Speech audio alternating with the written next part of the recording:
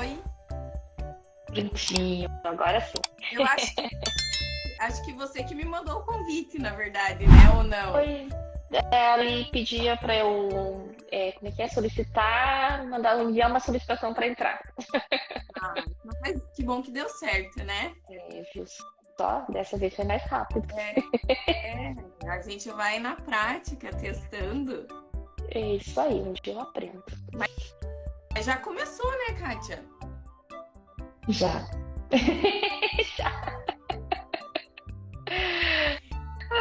gente entrou um pouquinho antes até para testar, né? Então a gente gosta de ter certeza que vai dar certo.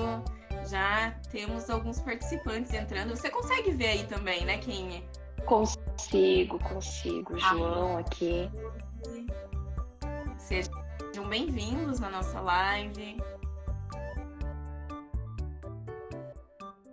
Tem algumas perguntas, eu vi que você também colocou a caixinha, né? Aí depois eu vou ler aqui, mas pode ser que no decorrer da live a gente comente já sobre as perguntas também, né? Joia. Então já dá pra gente começar. Agora já são 19. Aí a live vai ficar gravada. Quem quiser ver depois também pode ver com mais calma, né? Então, para quem não me conhece, eu sou a Juliana, sou psicóloga, neuropsicóloga, atuo em clínica aqui em Curitiba, atendo crianças, adultos, adolescentes. Também convidei a Kátia, porque a gente troca bastante figurinha, né, nas avaliações neuropsicológicas. Então, Kátia, conta um pouquinho sobre você. Bom, eu também sou psicóloga, neuropsicóloga, né? Já atuo aí há 20 anos em clínica. Estou me especializando aí nessa área de autoestabilidade e superdotação, que é fantástica, né? Trabalhar com esse público, fazer avaliação neuropsicológica, enfim, agregou muito aí nessa atuação clínica.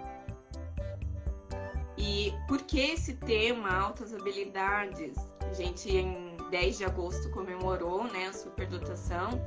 É um tema que hoje a gente tem ouvido bastante, mas ainda assim a gente vê na clínica e até de colegas muitas dificuldades em relação ao diagnóstico, que na verdade não é considerado um diagnóstico propriamente dito, né, Kátia? Conta um pouquinho pra gente sobre isso. Né? Realmente ainda é uma condição, né, que está engatinhando aqui no Brasil, né? Precisa aí ainda de muito estudo, enfim. Vem crescendo, sim, esse conhecimento, mas realmente ainda tem uma defasagem muito grande de conhecimento em cima aí, tanto dos profissionais, né, quanto do público em si. E aí, por isso, essa dificuldade, né? Não é um diagnóstico, porque não é considerado aí um transtorno, uma doença, uma constatação de um perfil, né? Mas tem muitos mitos aí que envolvem a questão das altas habilidades de superdotação. As características se confundem muito com outras condições, né? Então, acabam acontecendo diagnósticos equivocados normalmente, né? isso. Eu costumo falar, e até de cursos que eu já fiz, né, mesmo não se enquadrando ali num diagnóstico, esse cérebro, ele é atípico. Ele tem um funcionamento próprio ali, então, na questão do próprio neurodesenvolvimento, né? Então, quando a gente fala de hiperexcitabilidade, como é que recebe esses estímulos, qual que é o impacto desse estímulo no próprio sistema límbico, né? Então a gente fala que esse cérebro ele tem uma predisposição maior, por exemplo, para ansiedade, depressão, por conta desse excesso de estímulo. É uma sobrecarga também, né, Kátia? Sim, e pela percepção, né, no decorrer do desenvolvimento, esse funcionamento que é diferenciado, que é tudo pro mais, é natural para a pessoa, né? E aí ela acaba não conseguindo se encaixar, e aí nós vemos as dificuldades socioemocionais, né? Porque no decorrer ela não consegue entender essa diferença, né? Entender o porquê que o outro não compreende, ou porquê que o outro não entendeu o raciocínio que ela fez, não entendeu onde ela quis chegar. E aí, no decorrer do desenvolvimento, quando começa a entrar ali na adolescência, onde eles vão começando a se isolar, né? Por essa percepção, por essa dificuldade de se encaixar. Então, normalmente, eles vão preferir conversar com adultos, né, ou com pessoas mais velhas, pela questão do conhecimento, de cultura, enfim, né, pelos interesses, pela compreensão, por se perceberem compreendidos pela conversa ser mais ali equilibrada, né, nessa questão de conhecimento, ou então com pessoas mais novas, né? Porque é uma conversa mais leve, são pessoas que os mais novos gostam de ouvir, né? Vão ter esse interesse nessa troca, né? E é onde a gente percebe realmente as dificuldades, né? Como as dificuldades começam a aparecer, principalmente um ponto socioemocional ali que pega bastante. E a gente fala principalmente por conta da avaliação, porque a gente aplica o VISC, aplica o VASI, né, o VAS, que é um instrumento de inteligência. Então a gente fala do coeficiente de inteligência. Antes era visto, né, porque o coeficiente é um número que a gente tem. Então, altas habilidades era quem passava dessa média, né, de 130, e esse era visto. Mas hoje a gente sabe que não. A gente sabe que tem características que significam ali altas habilidades, que nem sempre tem esse QI, né, Kátia? Isso mesmo, né? Porque hoje muitos autores, né, e os estudiosos em cima têm entrado numa concordância que são características de comportamento, né? Altas habilidades de superdotação tem mais a ver com características de comportamento do que essencialmente com o número de QI. Até porque esse instrumento, né, que avalia a inteligência, ele envolve, né, ele abrange muito mais a capacidade de raciocínio lógico e a linguística.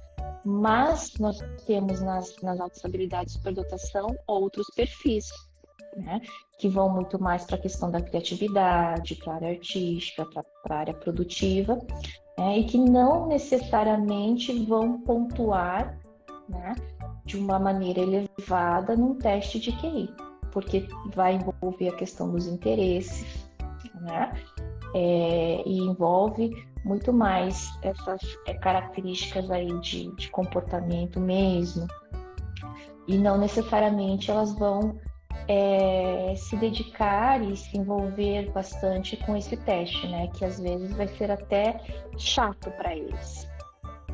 Isso. A gente fala, inclusive, que esse conceito de inteligência, ele é muito complexo, né? A gente tem alguns autores, desde Binet, depois vem as inteligências múltiplas, e aí a teoria dos 3 anéis, do Renzulli, né, que fala muito da característica de altas habilidades, que ele consegue fazer, como se conversasse essas teorias. A gente vê muito isso, né, Kátia? Então, quando a gente fala das características, o quanto elas se conversam. E por quê? O que engloba? O que é essa teoria dos 3 anéis do Renzulli, exatamente? Como é que você vê isso, Kátia? Então, assim, né, Renzulli diz que essas características de comportamento envolvem, né, as habilidades acima da média, a criatividade e o envolvimento com a tarefa, né? Então, a gente vê uma facilidade de aprender essas habilidades em áreas específicas, né? Realmente uma memória destacada, uma facilidade para aprender, um pensamento abstrato, capacidade de análise, de planejamento, de resolução de problemas, né? Essa criatividade que é conseguir olhar por perspectivas diferenciadas, né? E eu vejo muito aqui nas avaliações, assim, respostas que não necessariamente pontuam no teste, mas que quando você para analisar, elas passam uma perspectiva muito mais profunda, muito mais complexa, né, daquela situação. Então, eu costumo muito citar um exemplo de um jovem aqui que eu avaliei e que nas perguntas ali do teste, né, que eram para citar uma semelhança entre o vermelho e o azul, a resposta normalmente esperada é que são cores. A resposta que ele me deu foi o bem e o mal, né? Então, se você parar para analisar, é coerente, né?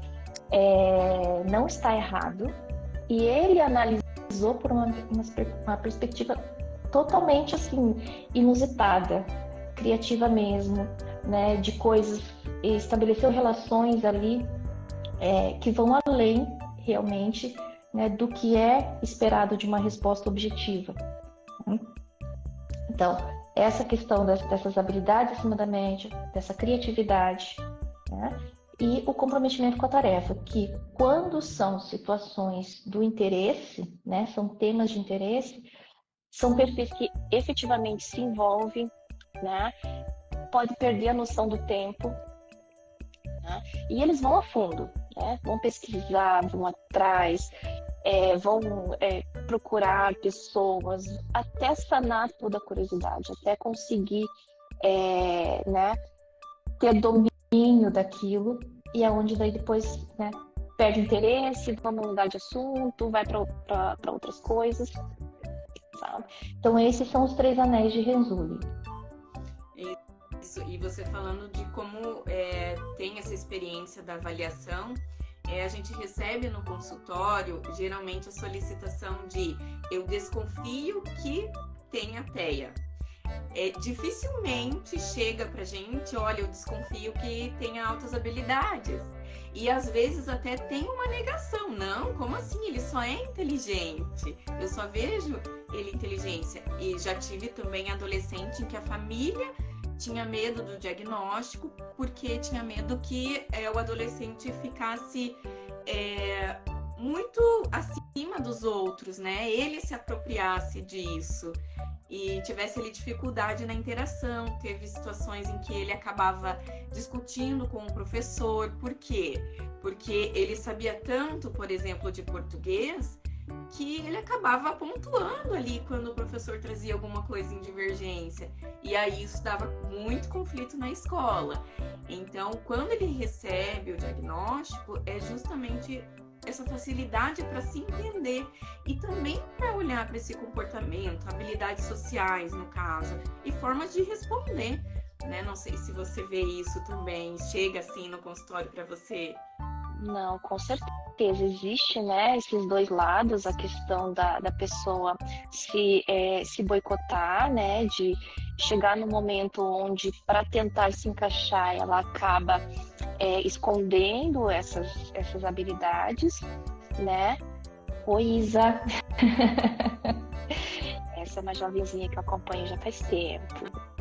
Ah, que legal, bem-vinda!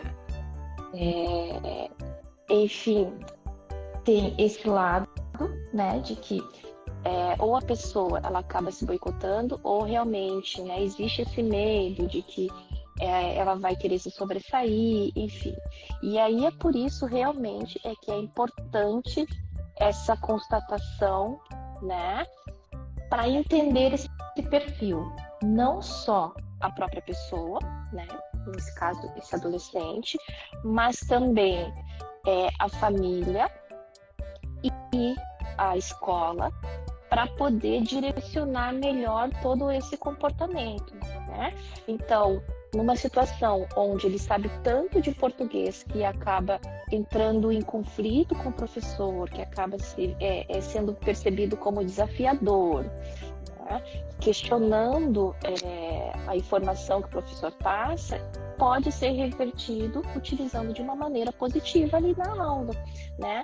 Iniciando uma discussão, um debate, aproveitando, né, todo esse potencial, todo esse conhecimento desse aluno para trazer, né, coisas diferentes para fazer essa troca, né? E aí isso vai acabar impactando nessa questão socioemocional, né? Nesse equilíbrio, nesse entendimento do que desse conhecimento que ele tem. E ao invés de questionar num tom de desafio, questionar num tom de complementação, né? De levar ali uma colaboração, e aí sim a gente consegue ir trabalhando esses perfis e ele vai conseguindo também se perceber acolhido, né? Porque um dos pontos muito fortes nessa questão, nesse perfil, é essa percepção de diferente, né? De ser diferente, de acabar sendo deixado de lado, ou ele mesmo se isolando, tá?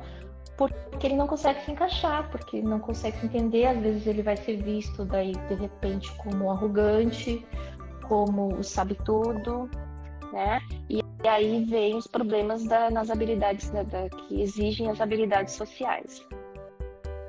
Isso. E a gente fala, né? Até teve uma pergunta ali na caixinha.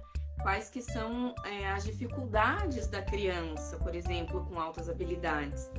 E você trouxe uma que a gente trabalha muito no consultório, que é esse isolamento, né? E a gente ouve, mas eu não me encaixo, tanto da criança quanto do adulto. Eu já ouvi, eu sou diferente, a minha ideia não bate, e aí eu acabo preferindo fazer as coisas sozinho, né? Então a gente ouve da criança também.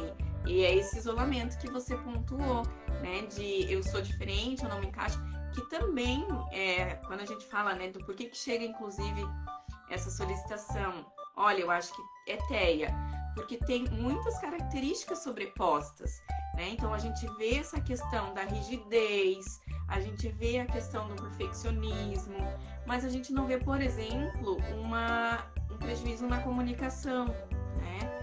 Não sei se você percebe isso também na avaliação. Sim, são diferenças bem sutis, né? Então são características que né?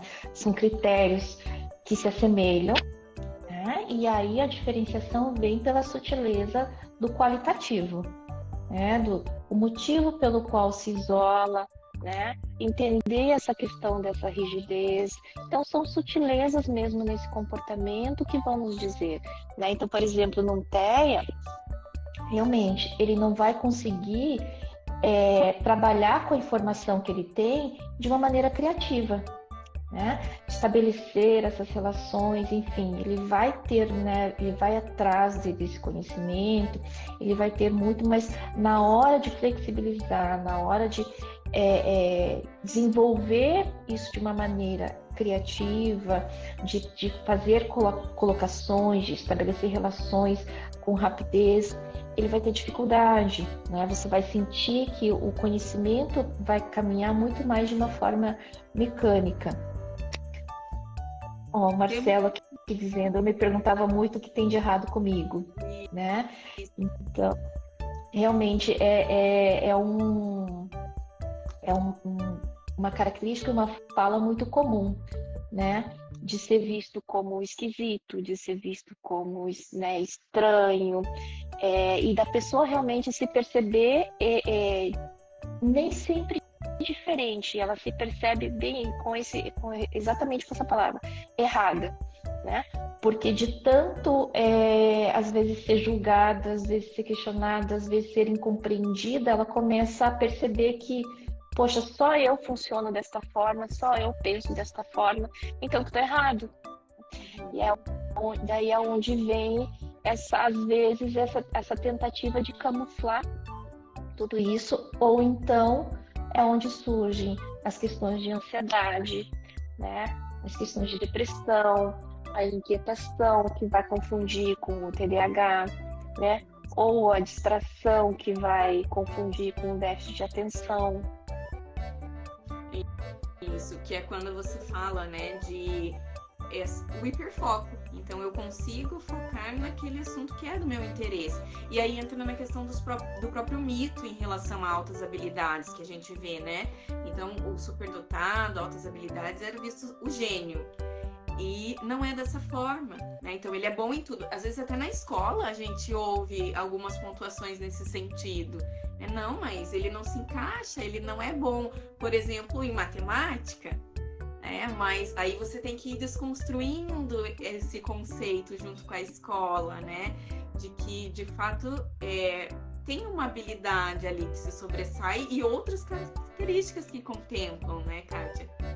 Isso mesmo, né? Então, normalmente quando eu recebo aqui para uma avaliação e ali na anamnese a gente já vai identificando alguns pontos que sugerem, na verdade, ao invés de um TEA, ao invés de um TDAH, né?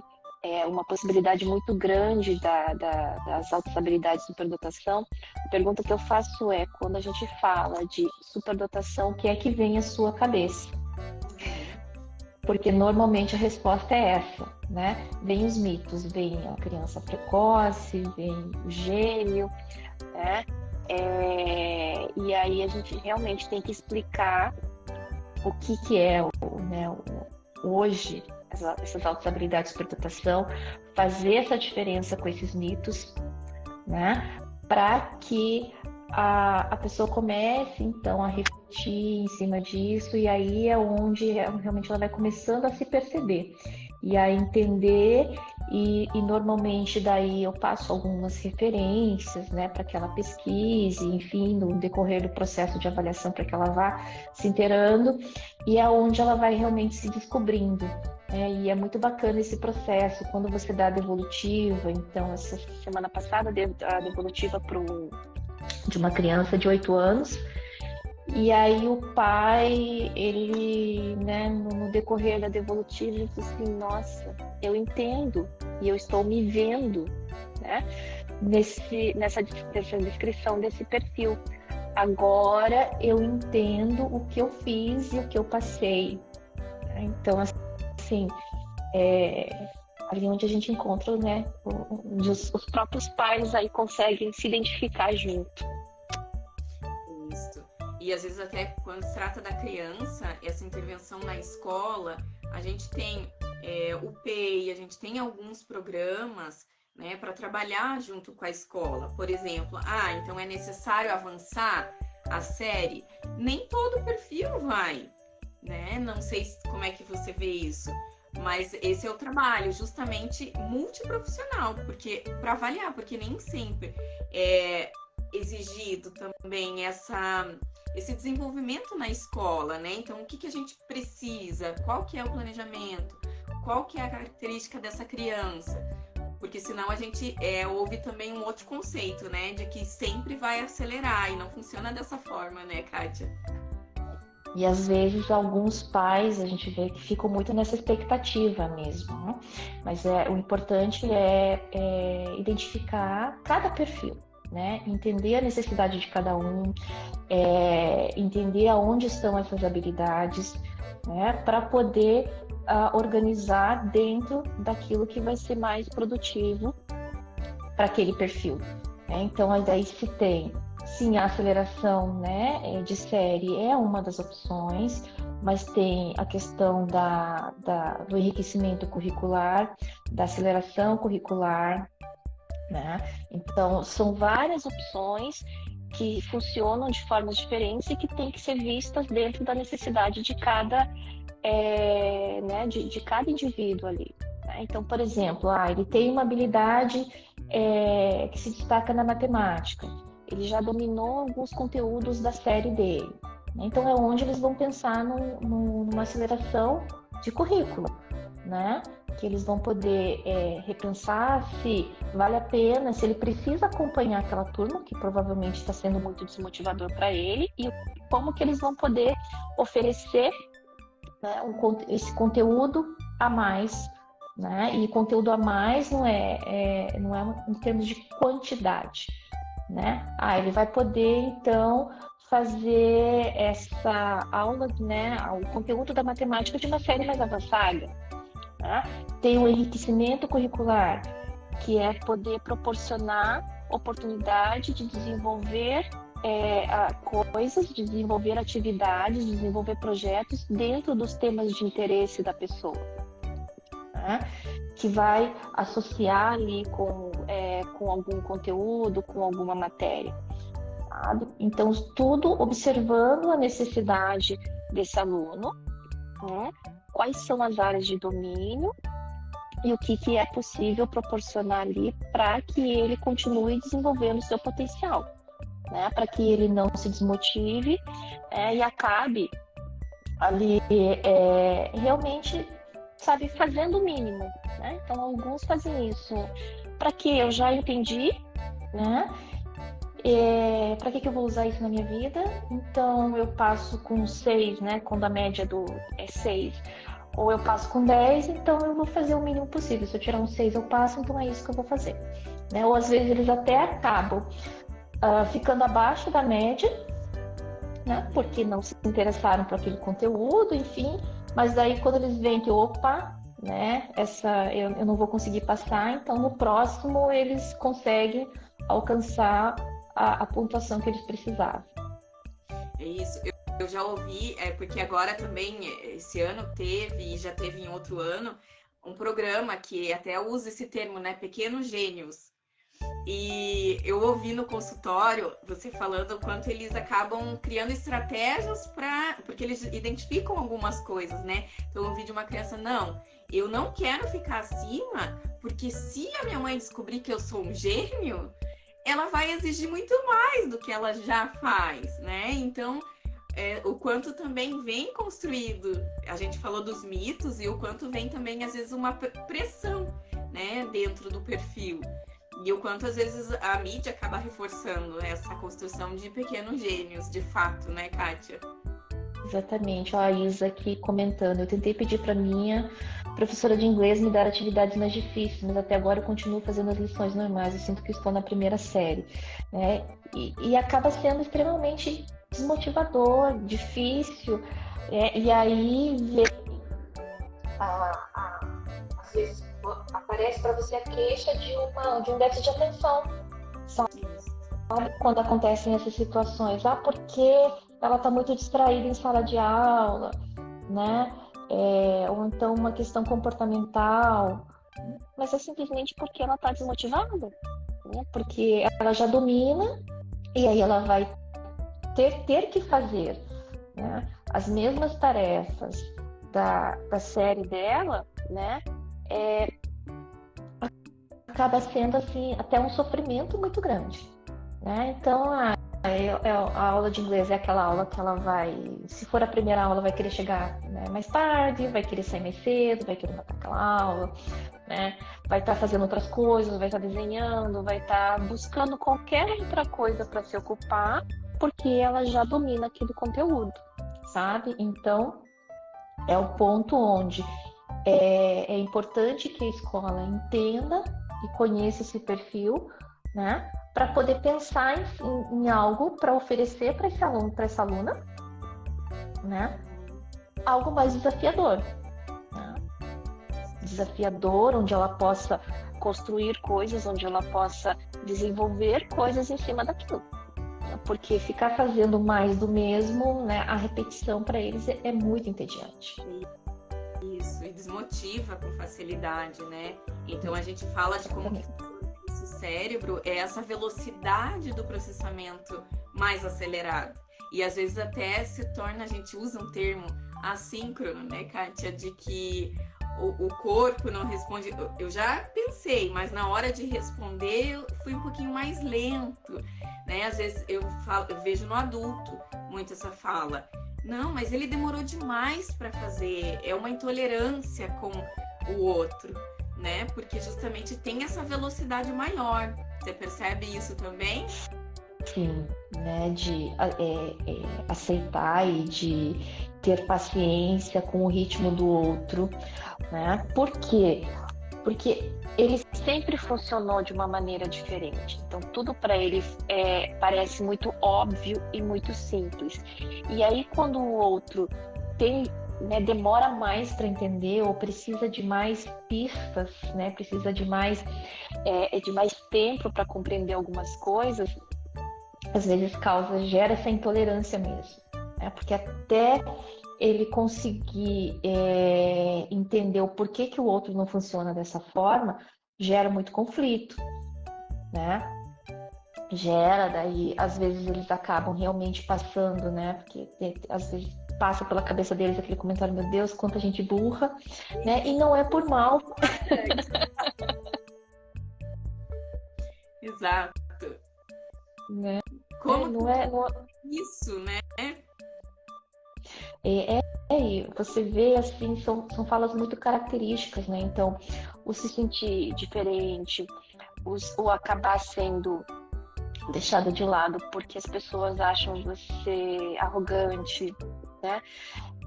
Porque domina, né? Quando está falando sobre um tema de interesse, vai dominar aquela conversa, às vezes não vai dar nem chance para as outras pessoas falarem, e aí algumas pessoas vão ficar incomodadas com isso, porque chegou o sabe tudo. Não, é simplesmente porque é prazeroso para essa pessoa falar sobre aquilo que ela gosta, né? E aí ela desenvolve assim uma linha de raciocínio que vai, né? Uma coisa vai ligando a outra, enfim, e ela vai falando daquilo com um prazer que ela acaba não percebendo, né? Que ela está dominando a conversa, que ela não deixa as outras pessoas falarem, enfim, né? E aí confunde, é um dos pontos que confunde com o autismo, né? Essa questão dessa habilidade de interação, tá? Então, são características assim bem pontuais, bem marcantes, né? E que ajudam a gente a diferenciar todas essas condições. E o quanto a gente fala da hipersensibilidade também, né? Auditiva, às vezes a gente tem a questão até de seletividade, não só alimentar, mas o relacionamento também acaba sendo seletivo, né? Então a gente acaba vendo como parte dessa característica, e às vezes a gente vê no consultório essa fala, né, de adulto, principalmente, olha, eu vejo o diagnóstico do autismo porque eu não me relaciono bem, mas aí você vai investigando da forma qualitativa e você vê que não é um prejuízo, de fato, né? Então você acaba vendo que tem outras questões que englobam esse comportamento também, né? Então quando a gente fala até, às vezes, da intensidade que recebe, como é que lida com a frustração? Na criança, às vezes, a gente vê até respostas como birra, né? E no adulto, eu falo, o adulto também tem a birra interna, né? Formas de expressar, que às vezes é até questionado, nossa, mas você... Eu escutei já de adulto no consultório, ele me vê como muito dramática, extremidade, então não era para eu ter essa reação diante disso, mas como é que recebe. Eu dou muito exemplo da dor, né? Então, se eu belisco, cada indivíduo vai sentir um nível de dor, né? Então, esse indivíduo, ele tem uma intensidade no sentir mesmo, né? A gente fala, às vezes, a gente ouve, acho que até o médico Paulo falou em uma das aulas dele, que às vezes a gente ouve, né? Eu sinto, doeu tanto em mim, eu sinto tanto que doeu em mim, e que de fato às vezes é aquela dor mesmo, porque é esse sentir, e que às vezes o outro não entende e vê como drama, vê como às vezes até imaturidade diante de algumas coisas, né? A gente ouve muito dos adultos isso. Porque realmente é um funcionamento diferenciado que amplifica tudo, né? Então, esse funcionamento cerebral amplifica tudo e realmente a intensidade é algo que acompanha, principalmente a emocional. Por quê? Porque eles conseguem perceber, conseguem interpretar, eles vão muito mais profundamente e observam e analisam de uma forma muito mais complexa, né, do que a maioria das pessoas. Por isso, sim, é muito comum ouvir essa questão do ser dramático, né, porque tudo é muito intenso. Então, a dor é muito grande, o sofrimento é muito grande, o negativo foi extremamente difícil. Assim como as coisas positivas, as coisas boas, eles levam, né, vivenciam numa euforia também, né? Então, é algo, sim, que é muito comum, né? Por conta realmente dessa forma mais ampla que eles processam tudo, né? Então, na criança, aquela intensidade mesmo, ao ponto de trazer essa explosão, né? Principalmente diante das frustrações.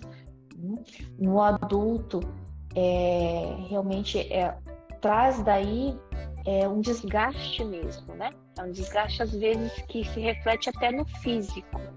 Então, tem a questão, sim, a auditiva, tem a questão do olfato, o paladar, né? Então, às vezes, algumas pessoas vão apresentar todas elas juntas, outras algumas em específico. E isso tudo, né, no decorrer do dia, vai causar um desgaste muito grande, porque eles estão recebendo esses estímulos de uma maneira muito mais intensa. Então, conseguem perceber sons e repetitivos ainda, né? São sons mínimos que normalmente a gente não percebe, a maioria das pessoas não percebe, e eles conseguem perceber. E claro que aquilo começa a incomodar, né? Porque são coisas, são sons que não eram para ser percebidos, né? Quando é uma questão de olfato e paladar, são as queixas que vêm e aí trazem a questão, as complicações nas relações, né? Porque ela vai se queixar de um sabor, ela realmente vai ter uma seletividade alimentar ali, né? Porque às vezes a crocância, a textura do alimento vai incomodar, né? E ela vai preferir não experimentar, né? Não ingerir certos alimentos. A questão do olfato, vai se queixar de cheiros, enfim, que a maioria não percebe, e as pessoas realmente passam por uma questão de frescura, passa por uma questão de drama, né? E aí volta lá porque o Marcelo comentou de que eu achava, né, sempre me achava que eu era errado, né? Porque sente, percebe coisas que a maioria não percebe, que as pessoas falam assim, não tô ouvindo, não. É coisa da sua cabeça, é exagero seu. E aí fica esse estigma, né? E onde a pessoa vai aí se fechando, né? Ela acaba não comentando, né? Começa a vivenciar tudo isso ao ponto realmente de chegar a um desgaste, até inclusive físico. E tem muitos, né? Eu ouço muitos adultos falando assim, nossa, tem dias que eu passo por momentos que eu só quero não fazer nada, né? Eu quero deitar e dormir no quarto escuro. Por quê? Para não receber estímulo. É isso. Eu já ouvi, eu queria colocar minha cabeça dentro de um balde de água, porque tem muitas coisas aqui. Eu queria acalmar isso tudo, que é bem semelhante também à própria ansiedade que acaba acontecendo, né? Isso mesmo, né? Porque é tudo tão, né? É tudo tão intenso, né? Tão amplo que cansa, né? Cansa mesmo, e eles falam assim, mas quem vê de fora, né? Mas ele só quer saber de dormir, só quer ficar no quarto, né? No quarto fechado, no quarto escuro fechado. Se preocupam com uma depressão, né? Eles falam assim, mas eu não me sinto deprimido, né? Não é algo nesse sentido. Eu só quero ficar ali, né? É como se ele precisasse daquele momento, daquele espaço, daquele período, para, vamos assim, recarregar as energias. Isso. Exatamente. Vou aproveitar que a gente está falando do adulto, porque teve uma pergunta também aqui na caixinha. Por que é importante? É importante o diagnóstico já de um adulto? O que você diz dessa pergunta? A gente está falando do adulto, né? Por que é importante? Do diagnóstico em si, né? Mas surgiu ali por conta das altas habilidades. Qual é a diferença que faz? Se é realmente importante? Eu digo que é essencial, né? Os adultos que já passaram por mim, enfim, a percepção que a gente tem é que, de uma certa forma, é libertador. É esse entendimento de uma vida, né? De começar a entender essas características e de perceber muitas coisas ali que passam a fazer sentido, né? Depois que se faz que se tem esse diagnóstico, que se tem esse entendimento, né? Porque passaram uma vida toda se sentindo estranhos, se sentindo errados, né? E aí quando vem esse diagnóstico, parece que, né, abre novos horizontes, né? É como se fosse libertadores. Vocês começam a entender o porquê de algumas características, o porquê algumas coisas aconteceram, o porquê de algumas situações, de algumas escolhas. Então, sim, o diagnóstico no adulto é essencial. A gente tem aqui o comentário da Marceli. Marceli, essa é fera em superdotação. Que legal, já ouvi falar bastante, não conheço pessoalmente ainda. Isso é fera, que bom que você está aqui, Marceli. Então, destaca a identificação do adulto, em especial a mulher, é um tema relevante.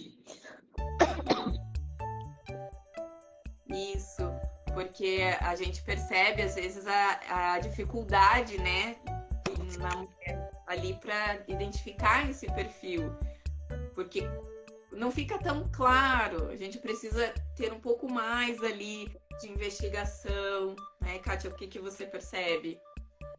Sim, tem um comentário aqui dela também, batido ali.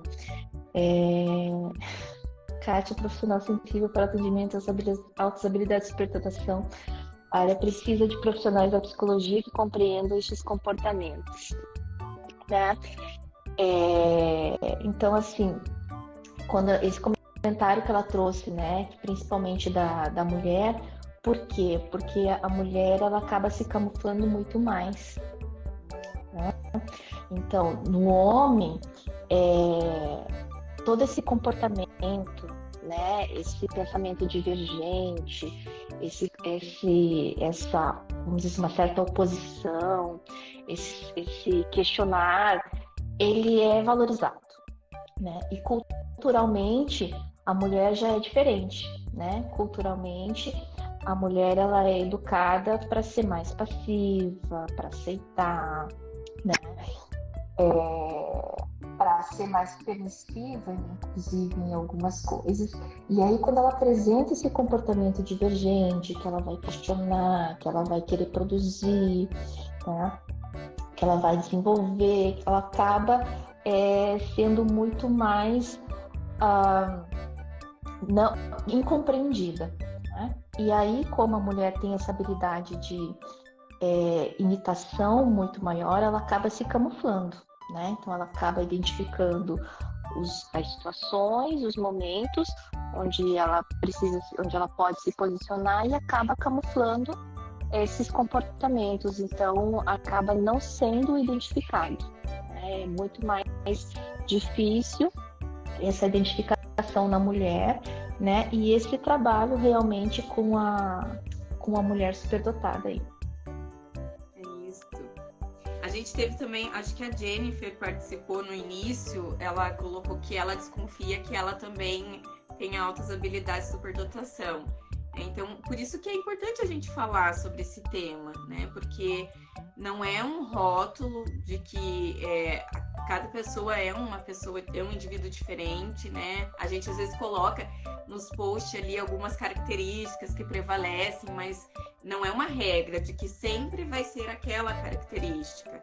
Então é importante, sim, se você identificou algumas coisas, até o adulto tem esse questionamento. Será que agora, nessa altura do campeonato, a gente vê até de idosos, já ouvi, não é o meu público, mas tem colegas neuropsicólogas que sim, acabam identificando ali no idoso e a diferença que faz para a vida daquela pessoa, né? Então sempre é tempo. Eu uso a fala de antes tarde do que mais tarde, né? Exatamente, porque sempre é tempo. E assim, eu tive experiência com alguns adultos, né? Uma adulta em específico que ela fez a identificação, né? E aí até a questão da medicação que ela tomava por questões psicológicas, enfim, né? Fazia um tratamento psiquiátrico aí por essa questão de ansiedade, enfim. Até a medicação ela conseguiu diminuir aos poucos e ela entendeu que ela não tinha necessidade dessa medicação, que era uma questão de ajustar, né? O entendimento dela de ajustar alguns posicionamentos, né? Então, nisso, ela já tinha 42, 43 anos quando ela fez essa identificação. Foi quando ela passou a entender muita coisa, que ela passou a ajustar e colocar ali ferramentas, né, e estratégias para dar conta de alguns pontos, né, dessas características da superdotação. E ela falou assim, nossa, agora eu entendo que nem da medicação eu preciso. Isso. A gente ouve nessa questão do desmame e é importante acompanhar esse processo também. A gente tem aqui, Kátia, alguns minutos ainda e temos uma pergunta, o que seria a dupla excepcionalidade, né, que a gente também ouve bastante. Essa condição, as duas condições, e às vezes já aconteceu de ser 3 condições, né? Então a dupla excepcionalidade é isso, né? Então são as altas habilidades de superdotação com outra condição, né? Então são quando 2 condições coexistem. Então já pode acontecer, né, das altas habilidades com autismo, sim, das altas habilidades com TDAH, com uma dislexia, o que acaba dificultando ainda mais o diagnóstico, porque uma condição camufla a outra e aí não se alcançam os critérios para se construir, né, de aprendizado, uma dislexia, enfim, e não se percebe a condição da superdotação e aí também acaba-se que o potencial ali, né, acaba sendo negligenciado, né, nesse acompanhamento, que é importantíssimo, né, ter esse olhar para as duas condições. Isso. Então a gente fala, né, da importância de até habilidades e dificuldades. Todo ser humano vai ter esse potencial. Mas o quanto é importante quando você tem clareza de quais são ali o teu perfil, o que respalda ali. Né? Então a gente fala, às vezes, até o borderline, né? Já aconteceu do adulto com altas habilidades. E aí o quanto é difícil, muitas vezes, sim, entender, não, mas eu tenho altas habilidades, então o quanto dentro do próprio diagnóstico, né, se destaca a dificuldade. Não, então tem TDAH, não tem altas habilidades. Então também é um outro passo que a gente trabalha em relação à dupla excepcionalidade, né, de trazer essa clareza de que existe esse perfil, mas o que mais tem ali, né, quais são Sim. ali, o que pode se desenvolver, né? Então a gente Sim. também fala sobre. O que mais, Kátia? E até usar também, né, esse potencial, usar as habilidades, usar, né, o que ele tem de destaque para poder desenvolver as dificuldades, né? Porque normalmente a gente tem aí um perfil que daí tem uma autoestima comprometida. Isso. E dificulta mais, né, pra gente. Isso mesmo. Ó, Ju, tem um comentário da Marceli ali para você. Parabéns, Juliana, que a área da psicologia possa trazer sempre este tema à discussão. Obrigada. E é isso mesmo, né? A ideia de fazer mais live é justamente essa, de trazer um pouco mais da nossa prática, do que a gente trabalha, de qual que é o nosso conhecimento. E eu tinha já feito a primeira live com a Kátia e já tinha avisado ela, olha, teremos mais.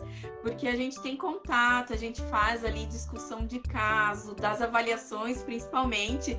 Às vezes eu chegava desesperada, Kátia, olha esses resultados, me ajude aqui. Ela prontamente se disponibilizava.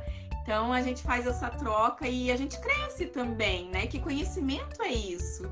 E a ideia de trazer esse tema para o Instagram é justamente porque nesse mês em específico a gente ouviu mais sobre, e aí por que não, né, Kátia?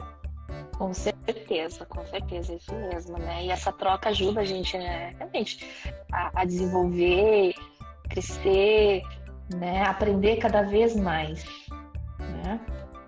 Temos aqui um comentário, o Alexandre.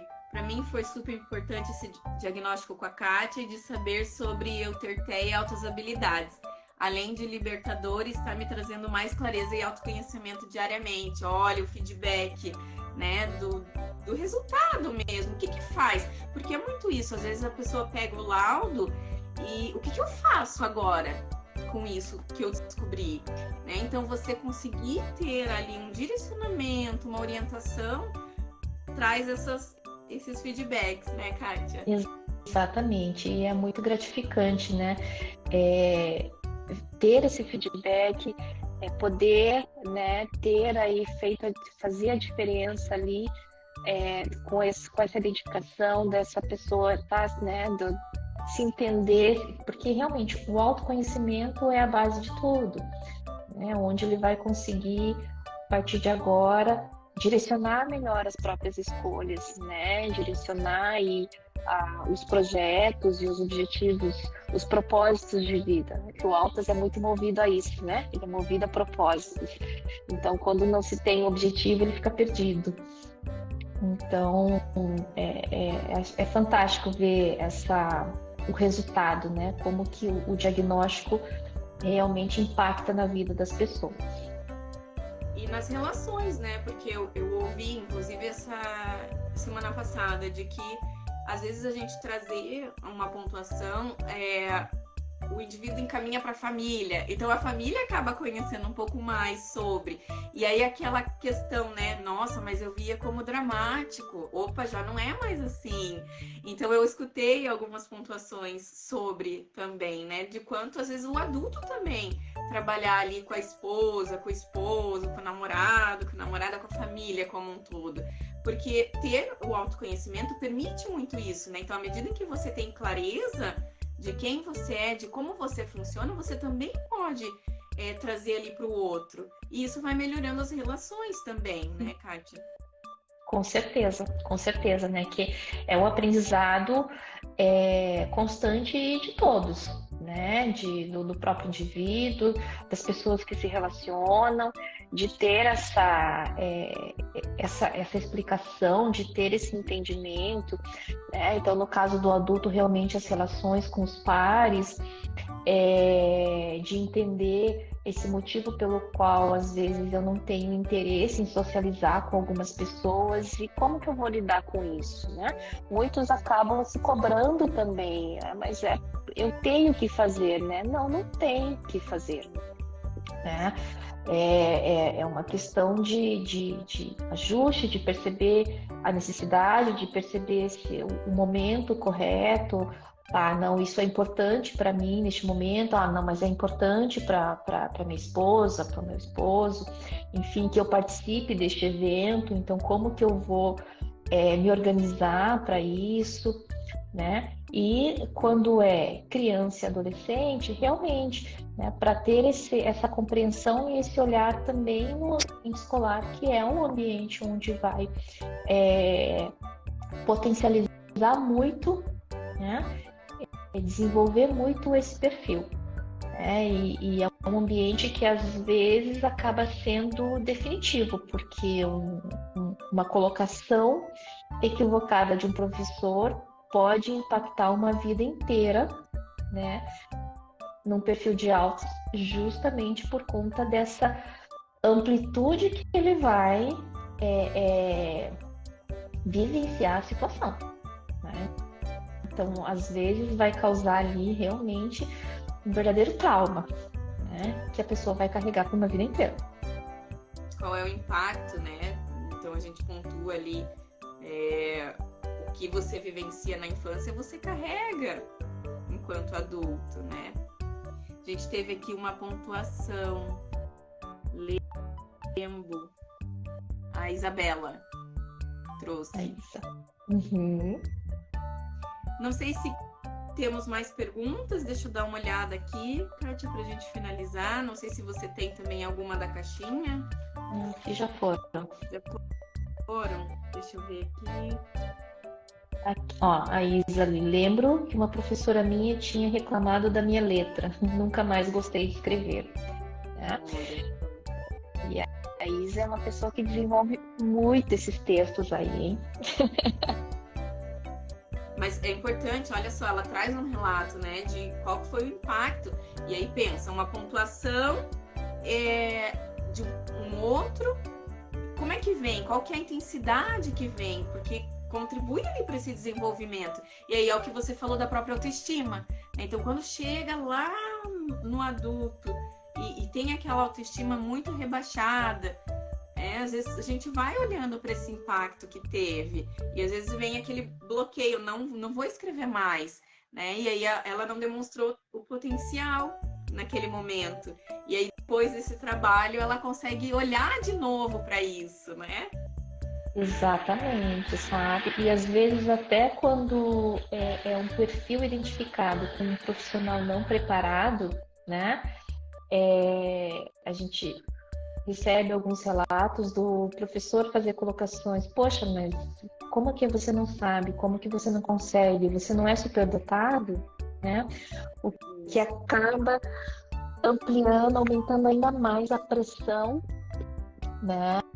Nesse indivíduo, porque sim, tudo bem, ele pode ser superdotado, mas ele precisa aprender, ele não sabe de tudo e ele não vai ser bom em tudo, né? Isso.